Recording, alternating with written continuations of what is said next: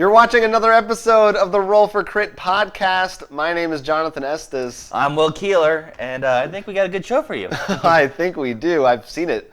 I come from the future, and it's one of our best episodes yet. This will be our last episode released before Halloween, so if anybody has any fun Halloween board game related costumes, it could happen. It could happen. Let us know. Have that sent in for next time. Oh, yeah. We'll feature you. We'd love to see them. Yeah, we love to see that kind of thing. But otherwise, we'll jump into a little bit of news. I'm gonna miss this logo. I'm gonna miss our bat logo. There's a bunch of. I'll tell you what. We can leave the bat there. Okay. Bats are around more than Halloween, you know. That's true. They could be around when the Batman movie comes out. We're just gonna change. We're just roll for bat. Bat for crit. Okay. So, Fantasy Flight has a bunch of things in store for us regarding Android Netrunner. Oh. That little LCG. The first one is a bit of a weird one. There's going to be a new digital game based on the Netrunner card game. It is not going to be a card game, however. It is sort of like a top-down RPG-style game set in the Netrunner universe. So, wait a second. Isn't the Netrunner card game based on... Isn't there a Netrunner board game? Not that I know of. Is there? I could have sworn I saw something whenever we go to get more Android Netrunner stuff, like it's sitting there. But I mean, I could... I think there is. I'm gonna look it up. But this definitely, I mean... For me, it's not as much of a surprise. It's definitely a fleshed-out universe. Now, but can you actually choose sides in this, or are you always the hackers? I'm pretty sure you're always hackers. You can't be a corporation, but it's still a ways off. As you can see, it's got this weird top-down thing. You're hacking stuff. The other thing that I will have to break to everybody is that this will be a free-to-play game with microtransactions. I mean, I've seen some games do it well, not often. So it's not. We're not. Don't set it on fire just yet. Let's have some hope. I won't. It's possible. They said they're trying to be fair about it. Of course, they're going to say stuff like that. And I think there's some aspect of multiplayer. You can join teams with people and become hacking teams. But I guess this is part of this thing where Fantasy Flight is trying to expand the Netrunner universe into more than just the LCG or board game if it exists. So does that mean we'll soon, if I can speak, soon be seeing the Android Netrunner movie? I don't know, but I'll tell you what you will be seeing is this book that is coming out. It's the Android Netrunner. It's basically this compendium, like an encyclopedia, like you would find a lot of times they put out for things like Star Wars and video games. They used to have the DK books. Oh, I love those. So this is like, it's got artwork in it. It's got information, bios, story background. I want that. Yeah. All kinds of, like, for every corporation, all that stuff. Then again, I'm always the kind of guy who opens a pack of cards and be like, oh, this card looks pretty. Look at this flavor text. Yeah, well, I think for Netrunner, probably a lot of people are like that. So this sounds really cool, and this is definitely both of those things together. Like I said, it seems like they're making this push to try and really expand this to be its own universe. Well, I think it's a fun universe. I think it's really cool. I love the design of it. I think the concept isn't so far out there. Everyone has the idea of the future as like hacker and the dystopian universe. It's not an unfamiliar territory. Yes. But I think the way the card game works with the LCG packs works actually very well if you want to do a storyline. Because being like, okay, this is what happened, all of a sudden, boom, this pack is like a whole new hacker group has appeared or a new corporation, secret corporation. Right. I think the LCG format with the story fits, and then spreading the story. I mean, Android Netrunner is one of their popular properties. I'm sure. I mean, I'm not even that big of a player, comparatively speaking, and I'm already excited for this book. I'm sure plenty of people are like want to get there, like this kind of stuff. I think expanding the story, as long as they don't really screw up the game, which I think is the big trick would be to make sure it's not pay to win. We'll see. Or pay to actually play. I get the feel, just from, I mean, it's very early, it comes out next year, but just from looking at it, the early stuff they showed, it doesn't, like, thrill me too much. I'm not, like, I don't know if it's going to be terrible, but I'd be surprised if it really becomes a huge hit. Oh, no, I don't expect huge hit. Possible. I'm fine for just all right. Yeah. As long, like, like I was saying how I've seen some games do it well. The big game thing that I've seen some games do well until they hit a paywall. The paywalls are bad. Like if you have to pay to beat a boss or something, Right. that's bad. In particular, as you just said, if there's points when people can group together to join a hacking group, and if you do against other hackers, but then one person happened to pay $50 for the super hacker computer to take 10 extra turns. Well, in their words, they said you can work to earn upgrades, or you can pay to. I'm paraphrasing. They pay to like give your group a boost or something like that. So, I mean, that depends. It It depends how. I think it's more. I think it's going to be more of a situation of you can spend a lot of time to get something, or speed it up a little bit. That's the thing. I think you played it with me. The Avengers game for Facebook. Yeah. The problem with that was the big heroes we want, like, were 120 points or Avenger points. Right. And Avenger points were hard to come by. When you defeat a mission, there was a roulette wheel of prizes. So the problem was it wasn't just time. It was time you could put becomes wasted. Like, I don't care if you have to spend extra time to get an item, as long as you know you're guaranteed. Yeah. Your grinding is not wasted. And this is gonna have. Do you remember what the currency is called in Netrunner? It's gonna have God, some. I forgot about. Mini coins. Well, usually there's like probably 3 different forms of currency. Future dollars.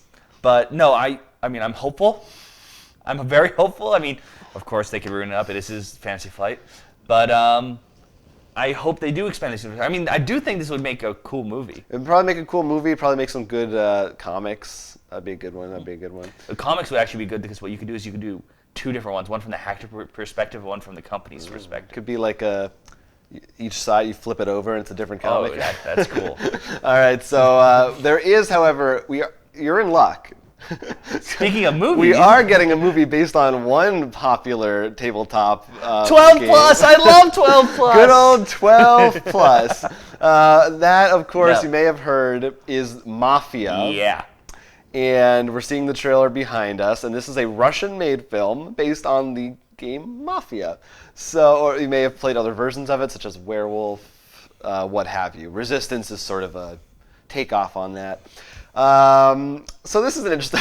We watched this last week, and it doesn't sound like a bad idea on the surface to me when I heard about it, because the idea behind the game of Mafia is pretty much what it sounds like. Here, some people are like secretly killing everybody. Yeah, but from what I can tell, it's not like we're seeing the town where people are killing. We're seeing people being forced to play the game of Mafia, except it's real. Yeah, they took the adaptation to its extreme, rather than actually using the story of the game, like you said. It's about people playing the game. It's like making a movie based on Monopoly where people just play Monopoly. It's weird. Except it's real. It's like this time you actually are buying. Yeah, you really have to spend your money. So it's like that. So yeah, and it's pretty cheesy. Like it's like, okay, everyone close your eyes. No, that's the thing, because it still uses the lines that you use, like, the town shall go to sleep. Mafia. Time to take the first kill. Yeah, it's And then, if you notice, I don't think we hit it in the trailer yet, but there'll come a point when all of a sudden there's just like an airplane and sharks, and it's just like, what the hell? I think something happens where if you lose, like that's what you get. I'm assuming you get dropped into a shark tank or something. I don't know. That's my guess. Well, no, my guess is because you've played Mafia, right? Yeah, like you know how usually you'll be like. During the day, Jonathan was taking a walk. Right. When suddenly he slipped on a map. I think it's someone telling the story of how they died. And like, you fell into a shark pit. Do you think the ending will be you zoom out and it's just a bunch of kids playing Mafia, imagining all of it? So there's sharks. We just saw the sharks. Yeah. But so Russia, what are you guys doing over there? I can only see this going 2 ways. Either A, it's gonna be just sort of that B-movie fun to watch. Like, just entertaining. Or B, which is not the B-list movie, it's going to be one of the movies on my brother's shelves, along with Birdemic and other movies that are so bad, they're funny. Yeah, I think it's going to be just bad enough to not be ever worth watching. Okay, so you don't think it's going to be good enough. It's too good for my brother's shelf, but not good enough for watching. Yeah, that's my prediction. We'll see. It comes out in January, as you just saw. I do think it was really funny for me because also the voice actors, the English voice actors they had for the trailer are ones I've seen from other things. So hearing them say they're like, "Go to sleep." How you recognize them? Either. They're from my favorite shows and stuff. So also it's another thing. It seems to be the trailer seems definitely like it's dubbed, so it's going to be I think in Russian. So I'm not sure. I'd hope so. If it's made in Russia, they're not. Yeah, but sometimes there are those weird. figured they know they want it to be an international thing. I guess for me, the reason why I don't think it matters is because it's Mafia. Like, the fact whether it's an English language, like spoken English, or Russian doesn't really... It should be Italian. Well, it shouldn't be a sci-fi future when they're playing Mafia. Yeah, it shouldn't be any. It shouldn't exist. Let's go with that. Well, no, I don't. I think it's a gamble. I'd like to see what happens. I'm more. It's Of fun. all the game, I mean, it is pretty funny. We saw Ouija. We saw Ouija, and we can never unsee it. And we'll see Ouija 2. Hey, Ouija 2 has some good people on it. Anyway, that's a story for another day. We've got a couple of Kickstarter-related items to talk to you. One of them you may have seen us playing very recently. Yeah. And that will be the new Cthulhu Wars set. So what's going on with this? I would call it not set. It's Cthulhu Wars. I would call it the second wave. Oh, okay. Because the thing is, during the first Kickstarter, they had a whole lot of expansions. This is actually the creator behind us. And they were only available in the Kickstarter, as far as we can tell. We sell Cthulhu Wars on our store, but not any of the expansions. I didn't know how many there were at the time, which I'll explain why that's important. And now he's made a whole bunch of new ones, but in this one you can also get the base, of course, but all the old expansions as well. Right. Which is really exciting and cool. Now, for me, I was like, oh boy, I'm going to get all the expansions, it'd be great. I did not know how many there were, which is really cool, but terrifying at the same time. How much were there, like 20 or something? Or I believe 14, was that what you said? There were 14 old ones. I think in total now, if I do the math right, like 20-something now, different maps. And to be clear, that's old expansions, not great old ones. Yes, what the expansions consist of, in case you're curious, if you saw us playing the game, which if you haven't watched the video, you totally should. We just put up our playback for the base, so you can check it out. There are 5 groups, one of which is a new one, 4 old, of great old ones groups. Like, this includes, just like in the game like Cthulhu, one great old one, their own group of little monsters and cultists. Right. Each one have their own rules. So you can watch the video in his Kickstarter for the explanation on each one. There are boxes of also neutral old ones in which you can either hire on your own or replace. And this is like pretty much like old ones that exist but don't really have enough to make sense to have their own group of monsters and stuff. But it actually also includes smaller monsters you can replace too. So it pretty much is allowing for a whole bunch of customization. You can mix and match. Yeah, you don't have to be just Cthulhu anymore with this. You can be, all right, I'm Cthulhu, but I'm also running you can do this whole crazy kind of things. But then there are also maps. You saw us play on Earth, and the box itself comes with a number of players. They made maps for other places. No, but I think the playing of. I think that actually is one. The Plateau of Lang. There's the library. I forget all the names. Yeah. But what's cool is because they just announced this like 4 days ago at most, I think. 6 to 8 player maps. So you could actually play this game with 6 to 8 player versions of all the other maps, which is really nice considering if you were to buy, considering all the old ones, that's a total of 5. Well, one of them technically is not playable, so 4. So 8 different old ones. You want to be able to fit them all in. You can actually play with all of them if you chose to. Yeah. Which is really cool, and especially in a game which I don't know how it plays with 8 people. I'm a little scared. Yeah, no, it's definitely a scary concept. I don't know if I'd be ready for that. But, I mean, considering a game we know doesn't take, 8 hours to play. Right. Like, it's one I'm like, okay, I can... It's reasonable to extend the game that length. And each map, though, by the way, actually, some of them have different rules. Like, one of them has a green pyramid in which there's, a monster you have to beat to gain control of the area. So the maps actually add more than just, here's a different look. There's obstacles and things like that. Yeah. One actually is glaciers that go across the map and stuff. It comes with little plastic clear glaciers and stuff. That is pretty sweet. And of course, all the figures, like if you saw our video about it, are amazing detail. Right. And just, there's so much. That's why it's there's so much. I don't know if I can buy it all, but I want, because it's so cool. You can do so much crazy stuff with it. And he's making sure, that's why I also like the neutral monsters and elder ones. It allows him to pull from all the Cthulhu mythos without being this guy makes no sense having an elder god follower. You can be you know what, he's in there as a neutral. You can use him if you want. Still consistent with the original stories. And what's nice about it is the only Kickstarter exclusive. Really, there's technically 2, but the really one in particular is just a bust for first player market.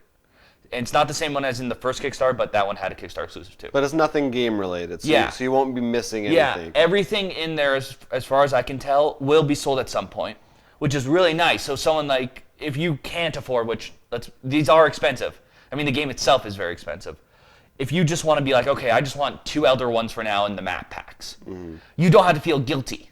And I really like that. Yeah. I think, and what's nice, because at first he had 1 pledge level, like for all the new ones for this. Now you can do as much mixing and matching as you want with add-ons. So he's made this very customizable, like very friendly for you if you want to jump in without having to you're not forced to buy everything. And I love the game too. As you can tell, yes, he's quite passionate about it. Well, down to the pledge levels exciting him. Oh no, it's been bothering me a lot. So we're fans of the game. If you saw our video, if you haven't, check it out, and you may want to invest in this Kickstarter. It'd be a good way to pick up the game if you haven't tried it yet. Definitely, if you have any other Cthulhian game, because once again, I'm sure he said in his own video and we said in ours, the figures can be used for those. And probably. So that is Cthulhu Wars, whatever they're calling it, new expansion, set 2 or whatever it is. Onslaught number 2. I don't have a new Kickstarter to talk about this week, but I did receive one a little while ago that is called Train Heist, and we've talked about it on the show, I'm pretty sure, way back when it was first announced. And we actually got to check it out. We got to play it this weekend, so I thought this will kind of jumpstart our what we've been playing section. Yeah. So basically the premise of the game is it's a co-op game where everybody is working together to rob a train, and you're actually the good guys because the sheriff is corrupt, and you have to drop the loot back off of town. And it sort of has a vibe, I would say, like Pandemic or Ghost Stories, that kind of thing, where you're working together and like there's usually like a ticking clock kind of where you have to get something done before something happens and then keep doing it until you win. Right. In that sense. So it's a pretty, one thing that stood out to me about this game was that it feels very, in a way, old school. Like the design of the board and the layout, and also the fact that your cards are like poker cards. Like when I played it, I was like, this almost feels like a game they might have made like in the Wild West, like you find at a general store, along with like those old weird games. Like it has that vibe to it to me, but with some modern stuff to it. So I thought it was pretty fun. One of the things that was really nice that we agreed with was almost everything was on the board. Yeah, you have your reference there, your turn order, and also like the dials that pertain to your score. The 2 maps this wasn't 2 boards put together. It was 1 board, but there's 2 maps. One for when you get on the train, and one for the actual ground. That's the other cool thing, because there's a train mini, but then you don't actually stand on the mini. There's a separate part of the board that's like a close-up. That's where the sheriff really is. Cool. That's where the loot is. Yeah, so it's very seamless. It's not a big board either, so like table space isn't a problem, which is right. Like refreshing change of pace, it seems like, for us these days. Another great thing is the titles. There's challenges, achievements for you to do. Right. And if you do them, you get a title and a special ability. And some of these things are you expect to be like use 3 aces, kind of things you expect for this advanced challenge. Though some of them are get hit by the train, or run across the roof of the train. Like there's a lot of What did you end up being? 2-timing Jonathan. 2-timing Jonathan, right? Because and I was Tombstone Will. You got I was the first loot. one to get loot back to town. And then our friend Garrett got hit by the train and killed a horse intentionally on his way there. Yeah, I know it was Neil was saying that it's like how it feels very open, and I feel like that's true. There's a lot of anything you think you might be able to do, you can do. You can run on the roof of the train. You might get hit by the train. The train goes through a tunnel. You can change the tracks. Change the tracks. Yeah, it's very. They do a lot with a small amount. So. And I really like the way the card system works, because I didn't feel restricted at all. I felt that was really open. I felt like, I can play cards to get extra turns. Yeah, a lot you can choose to do with trade with you. The way to get loot is by playing the cards and be like, okay, I can trade you your 3 for your 4, and that way I can get these 2 loots at once by playing this combo, and then you can do this one. You can use one to move a horse. You can do a bunch of things. With wilds too, I think it didn't feel like playing. You know how sometimes when you play poker, you'll be like, well, I can discard this 3 and hope to God I get a pair. Right. No, it's very. I felt like you're working together. It's for a good cause. There is a versus mode. We haven't tried it yet, but. I'd be curious about it, but it really seems like it meant to be a co-op experience, in my opinion. Speaking of which, you haven't talked about one of the things that you really liked about the game, what really attracted you to it. Jeez. There's built-in magnets in the board. That's what he's getting at, which is really cool. Yeah. So there's like we said, there's kind of like gauges to measure your score and the speed of the train, and there's arrows that come in it, but they're magnetized. You just stick it on the board, and you don't have to worry about it coming loose or falling off. It's very smooth. That's a really cool thing. Yeah. I can't think of any other games that I've seen do that. It's a pretty cool idea. So that's Train Heist. Check it out if you can. I don't know where it might be available these days, but I'm sure we'll put a link to find their website or something like that. And if you like westerns, co-op games, you might want to try that out. Definitely, if you enjoyed Cult Express, I never kept thinking about that while playing it. Yeah, it's sort of like it's a different take, sort of on that same idea. More friendly. Yeah. So those are that's the Kickstarter mentions. We've had some other games that we actually played for ourselves. A game that we have been excited to play and talk about, we've been trying to get to the table for a long time, is called Sherlock Holmes Consulting Detective. If you haven't heard of it, it takes place in the Sherlock Holmes universe, and you play as his merry band of Baker Street irregulars. Yes. These are sort of like children and men who... Not women, though. Children and men. Might be women. I don't know exactly. I don't know enough about Sherlock to know if he employed both. But pretty much like the people who you wouldn't really care about seeing, like walking on the street, you sort of just... They blend into the crowd. So they can... So they sort of are like the ears of Sherlock Holmes around the city where he can't be. And you're trying to solve a mystery, and basically there's a map, and there's a book, and every location is numbered.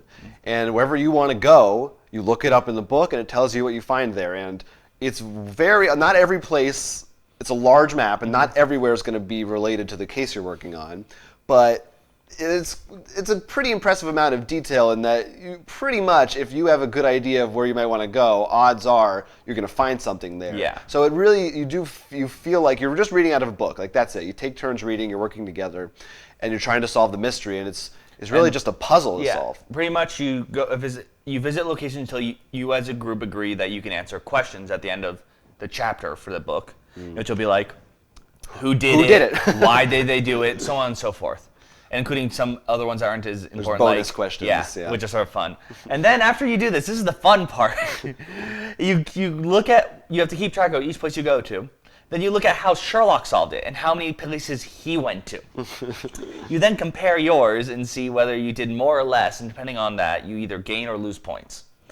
So when we played the first story, we went to about 20-something places. And we're not gonna give specifics. So, yes. Because once you play a case, you know the answer. You didn't play it again. Yeah. So we won't give any spoilers or anything like that.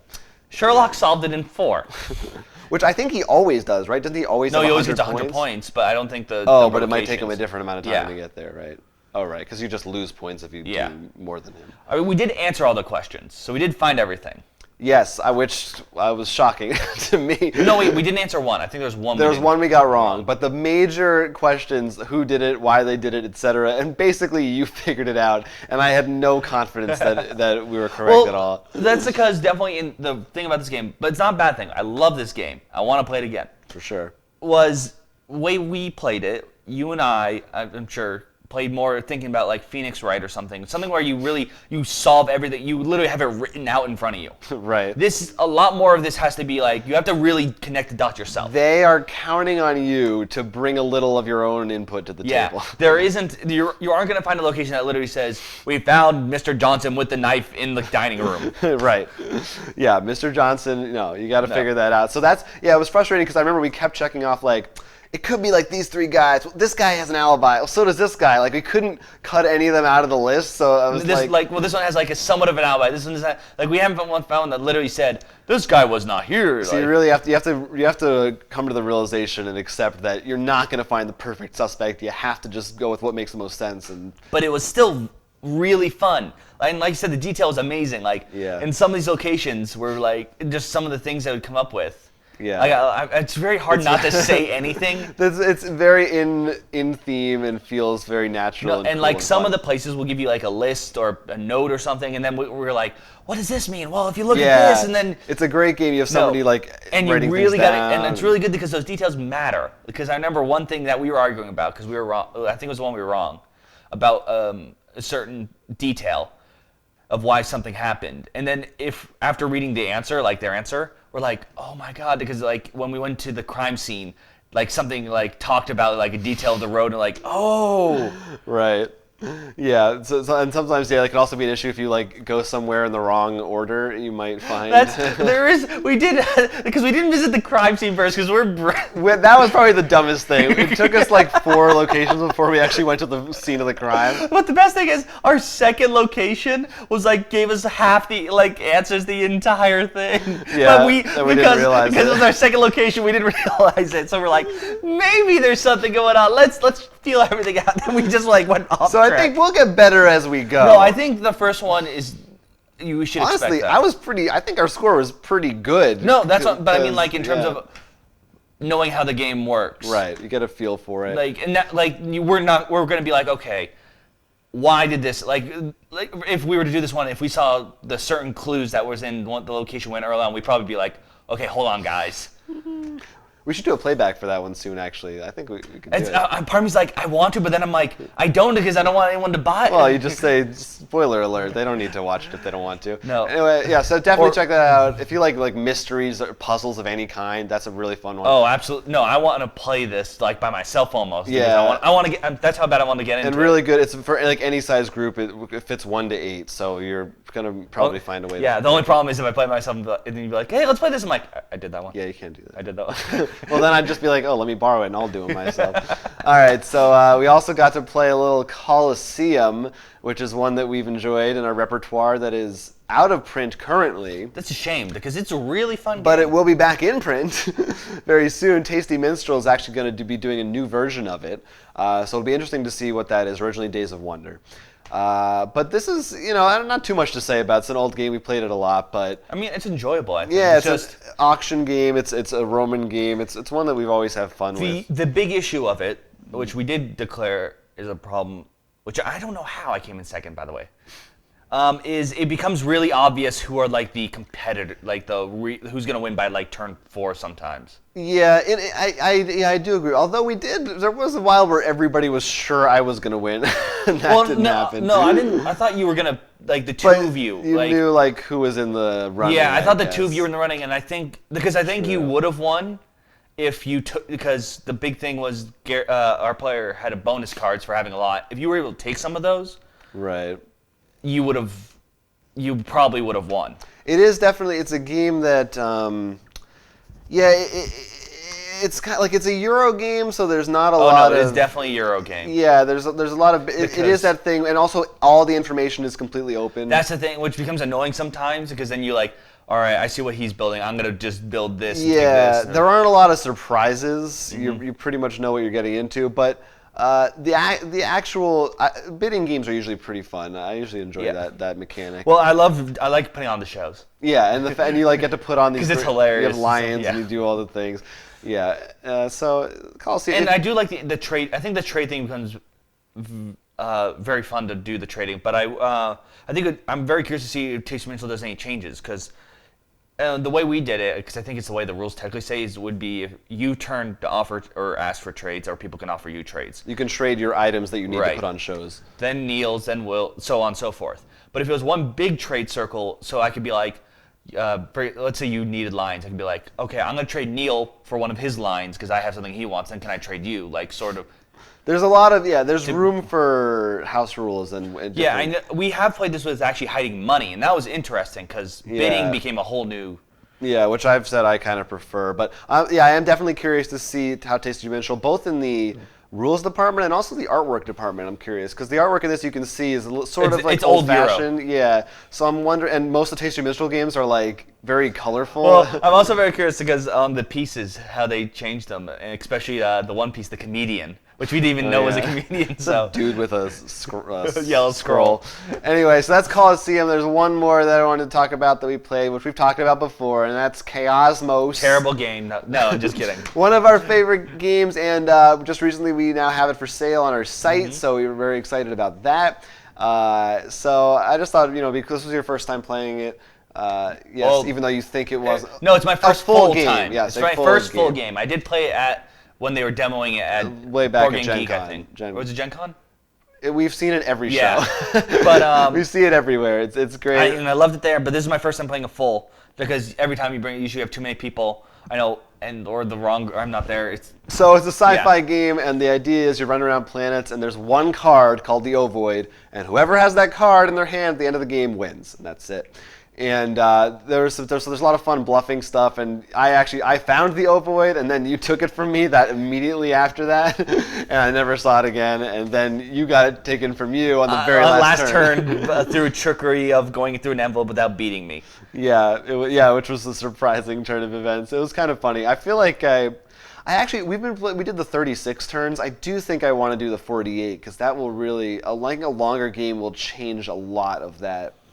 Because like you ran for that end of the game fast card right I love away. that. But if it was a 48 turner, you wouldn't be able to do that yet. So you'd have to spend a lot more time worrying about where to hide it before you could play that card to end it safely. So that's one thing that I think it would be is a nice thing. Even though so that I would like that. A little more. I think the more that we play it, the more we're going to find those meta game bluffing techniques and strategies and how to keep away and go back and forth. So I'm excited to get more plays of this one under our belt. It'll be more interesting to see when someone finally uses the group that actually starts with the Ovoid.